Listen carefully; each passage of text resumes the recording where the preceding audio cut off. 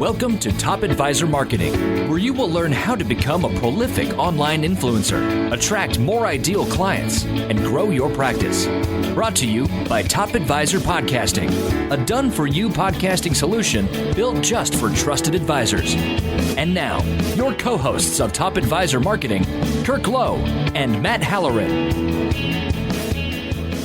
Hello and welcome to episode number 68 with the Top Advisor Marketing Podcasts. Today, Kirk and I are going to dive into the business model for elite advisors. Now, between us, we have been doing this for, I would say, at least a dog's age, if not maybe a turtle's age. And Kirk is going to walk through, what did you say, 6 different models that don't work. Is that right? That's correct. And then we're going to focus on the one business model, the business model that we have found over time that consistently works for elite advisors. Okay, Kirk, let's go ahead and dive in, man. Well, really, over the last 20 years, I've been working in this financial services industry, 18 of which have been, with this company, with my own or our consulting firm here, Top Advisor Marketing. I keep noticing these trends, and I talk about it a lot in meetings, but I've never talked about this live. I've never put this business model, I guess, experience, expertise, wisdom, whatever you want to call it, out into the world. So we're going to do that today, and we're going to have some fun with it. Awesome. So I've created a whiteboard here in my office, and everybody knows, if you don't, I have a massive whiteboard, and I love this thing. 4x8. It's monstrous, and I love it. It's one of my best friends. Hey, you know what? We should. I'm getting too personal now, aren't I? No, that's all right. We should add this. Can we add this image to the podcast? No. Really? Come on. Nobody would ever be able to read my writing. But it's... I write so fast when I'm putting ideas out. I only know the shape of a word. So let's jump in. So I'm going to talk about 3 categories. Okay. I have 6 different business models within those 3 categories, but these are models that don't work. Okay. And there's going to be a whole bunch of advisors hating me after this, but I think this is going to be really good medicine. I don't know, medicine's probably not the right word because I'm not going to help you cure anything. I'm just going to potentially diagnose why things aren't going as well for you as they probably could and hopefully will. So there's 3. The first category is too many clients. And I see this, see it all the time with advisors. There's 3 different business models within the too many clients that I find don't work. And there's some similarities, but they're all unique in some way, shape, or form. The first one is the volume model. So let's just get as many people in the door. This is the advisor. I love helping people. I've got juniors on here, or my son or my daughter works for the company. I've got juniors. I can get, let's just bring this thing in. Whoever needs help, I'm not saying no. I just can't say no to people. They all need me. Let's run this thing. It is really, really difficult, and everybody knows that. It's increasingly difficult to make money with a volume model. And you're typically, being everything to everyone, which makes it even more difficult. Even if you were specialized working in volume, it's still very difficult. There are still insurance people out there who do this model, right? Sure. And I have friends that do it. I've worked with other advisors. It's a tough business, and it's going to get tougher with that model. Number 2 is the junior advisor model. There's a scenario, if you will, I've shared on our podcast a number of times about this guy who came to me and said, I'm getting 10 referrals a month. And I was like, wow, spectacular. I said, so tell me about those 10 referrals. And 9 of them were going to the junior. And one of them was going to him, and he said, I think it was like less than 50% of them were even ideal for him, but they were in the ballpark of him, what he would do. And I said, well, what's wrong with your business? Why are we talking? He said, well, it feels like I'm spending all my time teaching the junior how to build value in his practice for people who aren't profitable. So I'm not spending any time. So you can just imagine how that goes. And I see that. I know that model exists for too many advisors out there right now. And I'm going to give you some ideas on how to turn that kind of a practice around. How a practice is built, processes, protocols, and the business model is not my specialty. I've just experienced it so much. I'm just sharing with you what I see that works and why I think it works. And you can decide whether or not you think I know what I'm talking about on your own. You're welcome to share that with me too, if you want to. So that junior advice model is, it's tough because advisors spend too much time trying to teach juniors how to do stuff with people who they're not making money off of. Why not? Anyway, I'm not going to give you any clues here. I'm going to wait till we get to what does work. Any thoughts on those first two, Matt? Well, I've seen both of those. They're huge. And the associate wealth advisor, the junior model, is one of those ones that we used to teach from a practice management standpoint all the time. But the biggest problem that we would have is the advisor would put in all of this time to train the person, hand off a whole bunch of clients to them, and then the junior would leave. Yeah, there's that too. Yeah. All right. So let's talk about this. That's a huge part of having a better business model, is being really dialed into who you're going to serve, why you're going to serve them, and why and how, and then figure out how to create it so that nobody else can compete with you. Sure. I'm going to share some thoughts on that too. So 3 or more types is not being focused enough in your business model. So another one for too many client types as a business model, it's kind of stretching it as far as like a business model, but bear with me, is too wide of a niche. So saying that you just work with women, for instance. I mean, women, there's all ages, lifestyles. Yeah, it's 51% of the population. Yeah. So, it's very difficult for somebody to create a wide niche market and then be able to connect with those people. So you got to go more specialized and or more targeted, if you will. And so when you're building your practice, you need to think about these things as they have to become part of your business model. This is how we're going to structure our people, and this is how we're going to structure our people to meet these people, like to work with these kinds of people or to attract these kinds of people.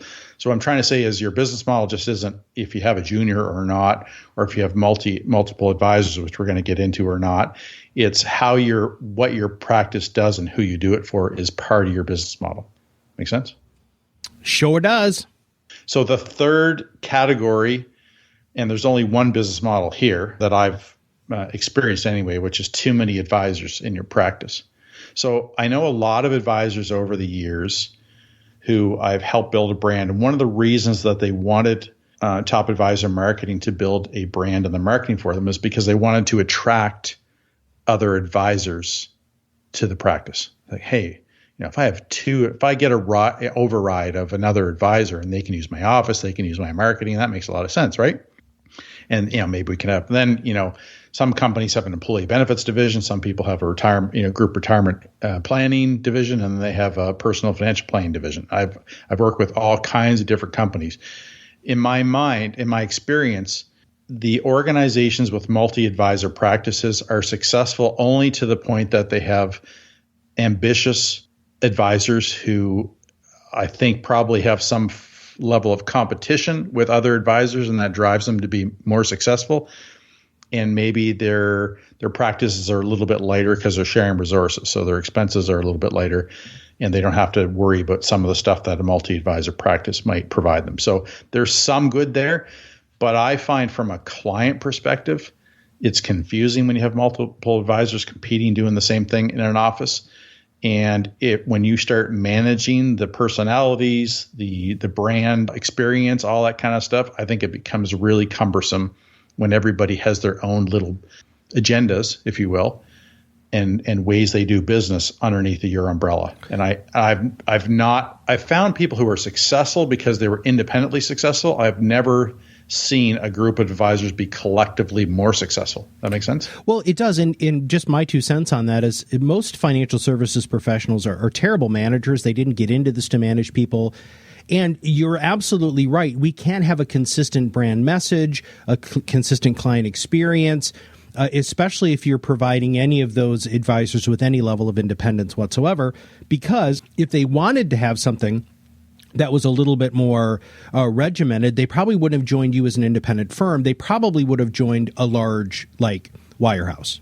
Yeah. So there's a lot of I've seen a lot of challenges with multi-advisor practices, and we started working with a client recently who just got divorced from other advisors, and that was painful. Yeah, and I think that's, I don't know if I would say an inevitability with an multi-advisor practice, but I think it probably is. I'm not trying to be pessimistic, but I think most of those multi-advisor practices end up splitting, and that splitting cannot be a fun process. No way. All right. Well, speaking of splitting, I think at this point you have taken 16 minutes to beat the living heck out of everybody on the podcast. Let's start talking about some solutions. What works, man, and why don't those things work? Let's break down these other things of this business model. The business model that we have found at Top Advisor Marketing is the one that works for elite advisors. The most successful, cohesive, collective, synergistic businesses that I see are highly specialized ensembles. And I have a lot of wonderful benefits that come out of those relationships and those business models that I see. And they really get me excited about, my opinion, what this business should be. Because so a highly specialized ensemble means that everybody is working toward the exact same common goal. They all believe in the same philosophies, or a collective philosophy that they may develop together, not just one person saying, hey, this is what we're going to believe. And they're all aligned. So everybody has a role to play on the team that makes the client experience hard to match. So, and those ensembles are not necessarily just working with ultra high net worth or high net worth clients. They are ensembles that have a highly focused experience and way to do business. And the more focused they are, the more aligned everybody is. And then I'm going to go into the why. Why is a highly specialized ensemble the most successful business model for elite advisors? Sounds good. I say elite advisors because I think everybody should be aiming to be an elite advisor. And I think with all the trends happening in this business, that is where everybody should be leaning to go, because there are robots, artificial intelligence, machine learning that are going to do half of what you do in this business better than what humans ever been able to do. And it's coming. And I'm part of some of that technology. I'm part of a company that's part of using that technology, bringing that technology to the marketplace. It's unreal what's coming down the pipeline. And that is just the momentum is going to keep building there. So you have to think about where you add value and be so good at it that there's no question about your value to the audience you're working with. And you have to remember there's going to be a lot of advisors figuring this stuff over time. You want to figure it out sooner than later, of course, but you're going to have competition with value. So you have to be able to create more value. And there's a lot of interesting things coming. I'm working on an article, and I think we should do a podcast on it in the near future about how the big trends that are happening in financial services or wealth management impact how you market and set up your business for success. And that doesn't just mean by getting better technology. I'm going to talk about the marketing implications of that because I think they're huge. Fantastic. All right, let's keep going. Dive into we'll make sure that we make a note of that on the. But why? Why does this work? Why have you seen this elite advisor, this highly specialized ensemble? What about it is it?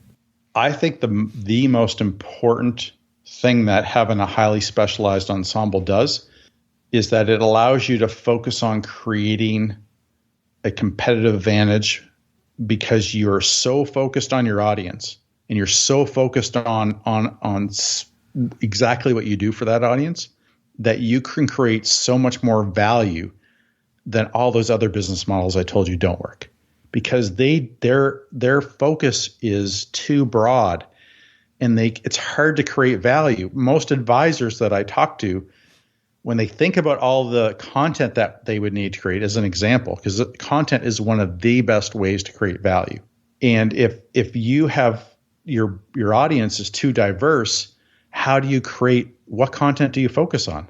And how is that content going to resonate with them? Because with everybody in your audience, it's very difficult to achieve that. So typically advisors, buy content from a library, and then all they do is reinforce with the fact that they do everything for everybody, and they're not really much different than any other advisor because you're all buying content and expertise from the same place, sharing it.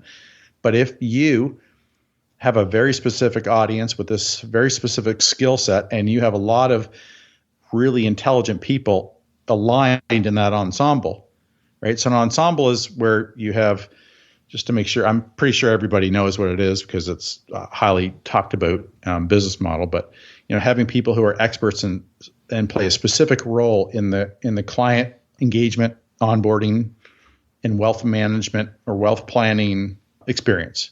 And people have come in and do their specialty as part of the process. Some people oversee the entire process. Some people come in and do their thing. Some people are just researchers. Some people are managing the money. Some people are managing the office. Some people are managing the people. But they're all working together. They're all sharing revenue and or profits, and they all are sticking to working with a certain kind of client, creating a specific kind of experience. And when you do that, you can create so much more value. And when you can create that much value, how will anybody else ever compete with you? Very difficult for other people to compete with you when you're that focused. And we've all seen businesses like that are so focused. It's like, I don't even want to begin to try to compete with those guys. Yep. They're so amazing. And you can be that if you set your business up as a highly specialized ensemble. So how many people do you think are going to make changes? How many people do you think that this is going to wake up, and what sort of objections have you heard when you bring this stuff up? I mean, people don't hire us to talk about business models. So I have opinions on it. But when I have an opinion on a business model, it usually means that person's not ready to hire us to do a brand. So it's usually, I don't think we're a good fit. And then I give them some thoughts on, the shifts and the mindset shifts that they need to make and the business model shifts that they probably going to need to make for them to be successful before they start developing a brand. I know that sounds weird to turn away people. Sometimes it's not explicitly turning them away. I don't say, because sometimes people don't like to hear that. But I can position a sales call, if you will, in a way that I know they're going to get that we're not right for them because they're not ready for us without it, feeling like I'm saying no. Well, but we do. Sometimes we do say no. But. Well, right. We have our own niche, right? I mean, here's the deal, everybody. Yeah. We're following this model too. We are elite financial services branding and marketing experts. That's what we do. We are highly specialized. We are absolutely an ensemble. And this is what we do. And if you do come to us and after our discovery process or through our sales process, we realize that, there's some things that you might want to reconsider. We have an amazing network of people. And of course, Joe Lucas comes to mind immediately because he can help you with your business plan and really the long-term focus of your business to make sure that you're moving in the direction that you want to go. But when you're talking about a brand and when you're talking about how to position yourself within the marketplace, Kirk, everything that you're talking about today is going to reinforce that specialty. And I just had a sales call. I have to tell you about this.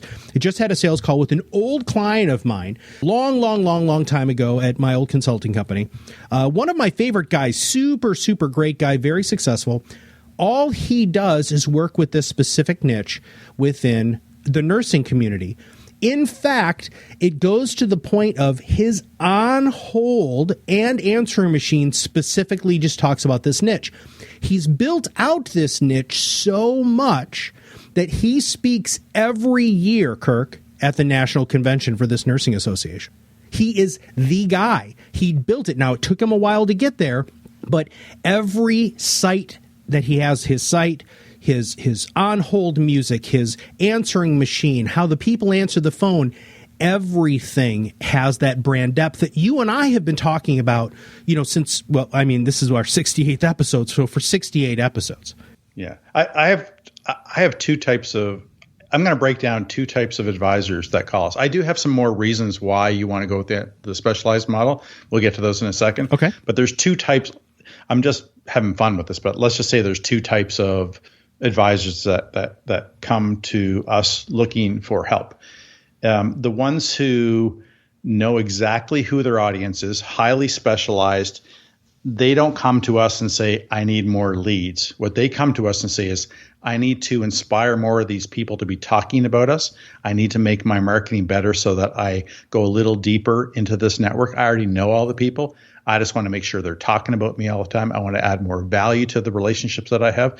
I want to make it so that it's impossible for people in this niche in my network not to know about me, not to not be talking about me, and things like that. And that is a much different place to be in as a financial advisor and or as an owner of a business, a financial firm, than I work with a lot of different types of people. I think I need more leads. I'm not attracting enough people. And, sometimes I get referrals from people, sometimes I don't, but a lot of times I feel like I'm left wanting a lot more referrals from people that I think I deserve them from. And a big part of that problem is just a lack of focus in your practice. And people don't like referring if they don't think they're referring the right people and or you're going to do the right job, or they're going to see the same things that you see. And maybe they don't see as much good as you think they see. And there's not enough reason for them to leave yet, but they're definitely going to bring somebody else in who's going to eventually be at a barbecue with them and saying, they're okay, but they're not great. And it's like, yeah, I kind of feel like that too. Well, what the heck? Why did you refer them to me 2 years ago? I left somebody else who was really, about the same. I could have saved myself a lot of time. Yeah. So, anyway, here's some other reasons why having an ensemble make a huge difference and more benefits. Okay. Is that when you have an ensemble, you can be more efficient with your marketing because you're only just telling one story all the time. You're not trying to please 3 or 4 or 10 different audiences with your marketing. So you can be way more efficient with your marketing. And when you're creating a ton of value, it's less about going out and trying to find cold relationships and try to find out warm. Your value will dictate and create a lot more referrals and talk about you, and you'll be able to create more content and value, which will mean more people will be experiencing your stuff and inspired to share. So you'll do a lot better from a marketing perspective, a brand awareness perspective, when you have a highly focused business that creates a lot of value. Another thing is you'll spend a lot more time you'll be way more successful, I guess, at attracting ideal opportunities than just anybody. So you won't have screening calls and you won't, start talking to people and saying, oh my goodness, you guys, you're not right for me. You figure that out 10 minutes into the call, but you're too nice to stop it because, they know somebody that blah, blah, blah. So you carry on for an hour and then they send you a couple of emails and, you're just too gracious, or you don't want to want to be off-putting. So, when you attract ideal clients, there's a lot of benefits. Saves you time, gets you in front of the right people, makes you more energized at work, things like that. Hey, Kirk, I have a quick question for you before we go on to the next one. Doctors don't have this problem. Right. So if you're going to go to a dermatologist, you don't show up at a dermatologist office and expecting a colonoscopy, right? Because the dermatologist is put out as a dermatologist. Why do you think advisors have such a hard time with putting themselves out as that specialist? Just in general. I mean, you've been doing this for a long time, and both of us have talked at great length with our clients about becoming specialists. What do you think the aversion is? You always have to give these crazy examples.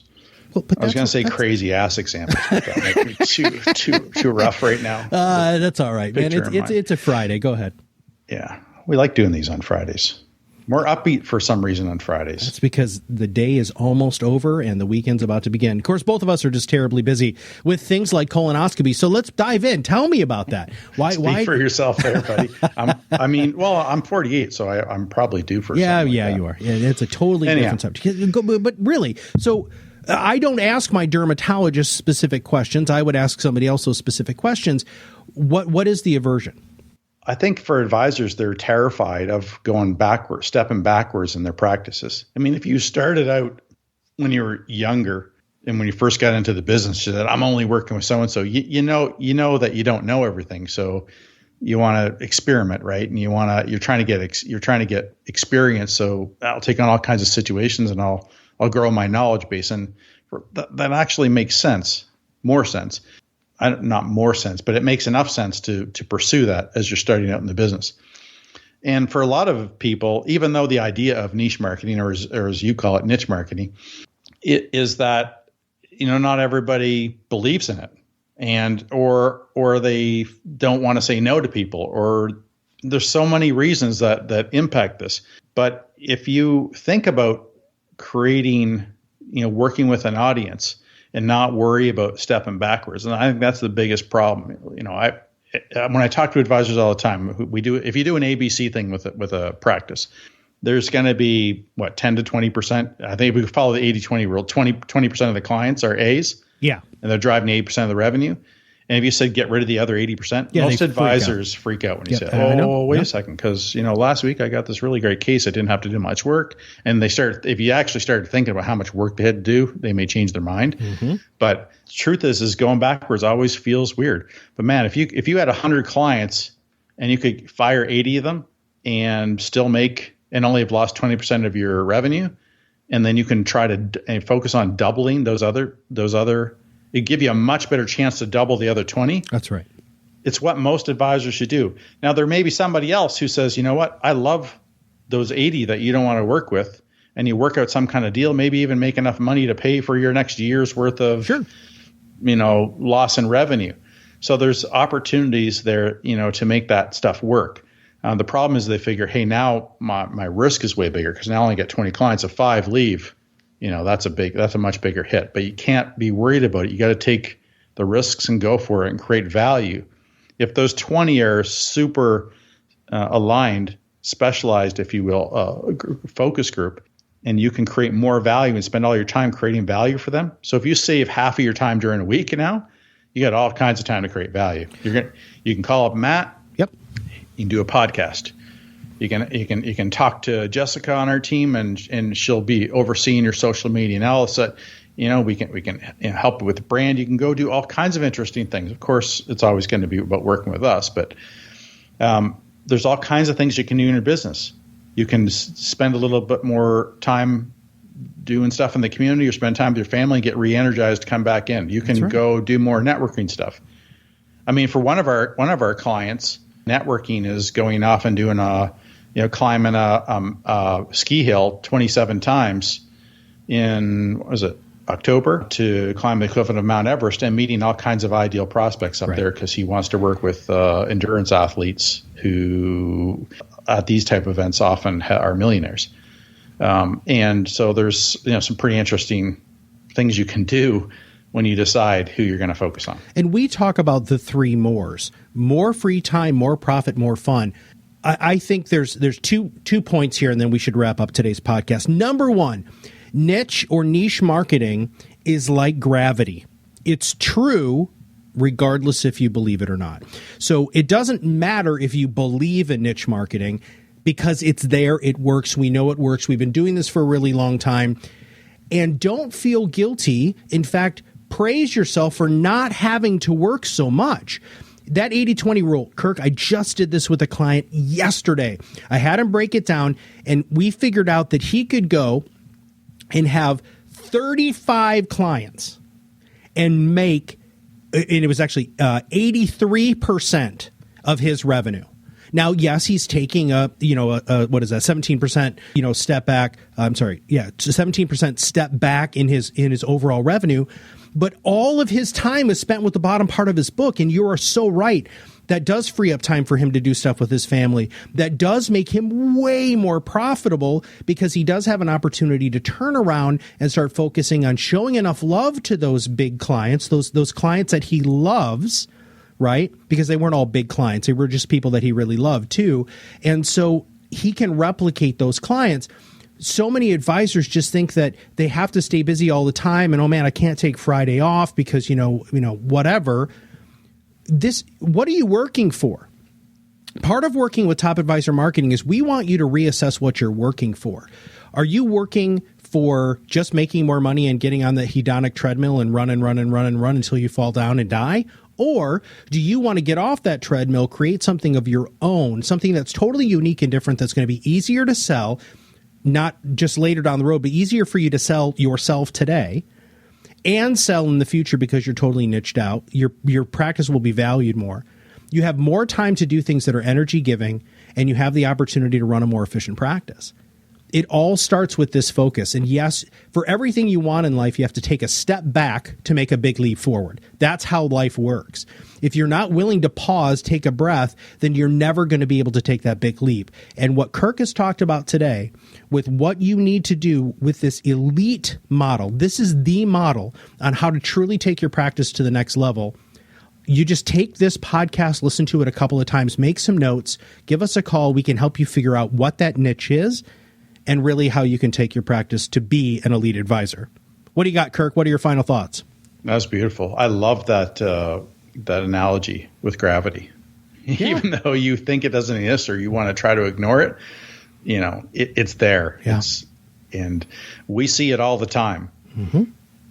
And it's time to, there'll be a right time for you to say, I had enough of the way the status quo.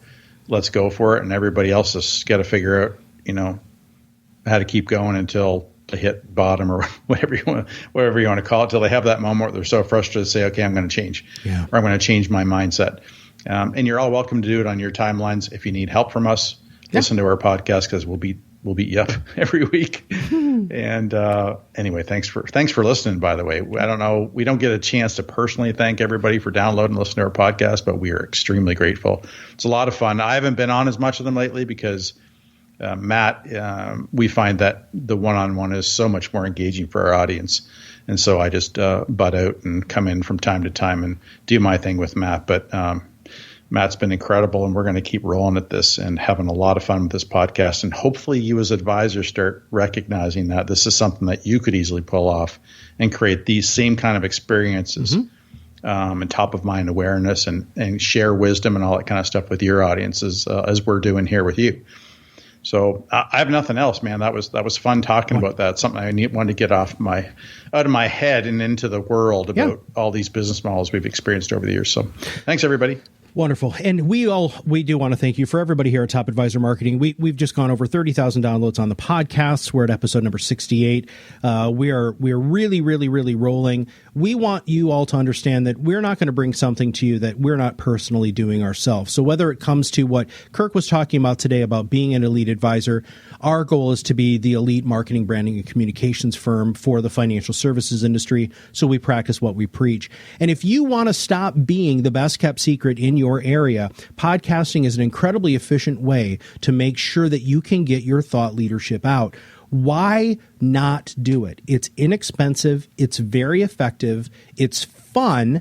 And the best part about it is, one of the reasons why we have so many guests on our podcast is because we want you to think about the same thing. I just recently interviewed Duncan McPherson. The podcast just went out. Duncan has got a network that's probably 4 or 5 times the size of Kirk's and ours.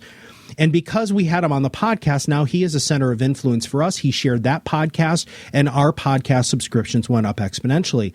You can do the same thing within your practice. Get that CPA, get that estate advisor, get that divorce attorney, get that real estate agent as a guest on your podcast. They will share the podcast with other people. Now your podcast and your thought leadership gets lots of legs.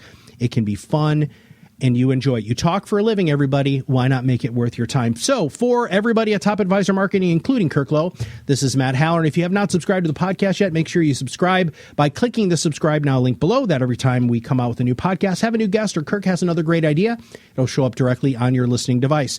Thank you very much, and we'll see you on the other side of the mic very soon. Are you ready to change the way you communicate with your clients? Are you tired of being the best kept secret in your area? Learn how to become a prolific online influencer, attract more ideal clients, and grow your business. Contact us today and see what the power of podcasting can do for your business.